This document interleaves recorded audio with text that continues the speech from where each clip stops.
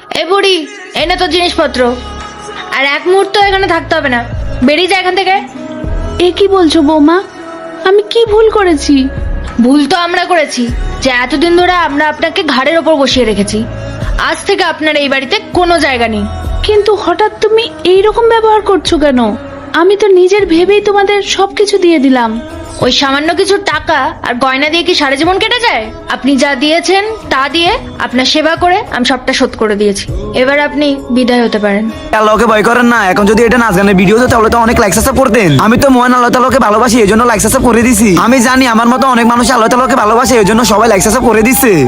মা, আমার কাছে যা জমানো পুঁজি ছিল আমি তো সবই তোমাদের হাতে তুলে দিয়েছি। এখন এই বয়সে আমি কোথায় যাব? দেখুন, আমাদের সামনে গোটা জীবনটা পড়ে আছে। আপনার পেছনে খরচা করে আমরা বাকি জীবনটা নষ্ট করতে পারি না। বাবা রাহুল, দেখ তোর বউ আমাকে বাড়ি থেকে চলে যেতে বলছে, তুই কিছু বল ওকে। মা, স্নেহা তো ঠিকই বলেছে। আর অনেক দিন তো হলো আমাদের বাড়িতে পড়ে আছো, এখন অন্য ছেলের কাছে গিয়েও থাকো। বাবা, তোরা যদি এইরকম করবি জানতাম তাহলে আমার শেষ সম্বলটুকু অন্য ছেলেদের দিতাম, অন্তত আমার মাথা গোজার জায়গাটা তো থাকতো। হ্যাঁ, তো এবার যাও, গিয়ে তোমার বাকি ছেলেদের কাছে হাত পাতো। দেখো, আমার যা করার আমি করে দিয়েছি। ঠিক আছে বাবা, আমি না হয় চলেই যাচ্ছি, কিন্তু আমার কাছে যে এখন কোনো টাকা নেই।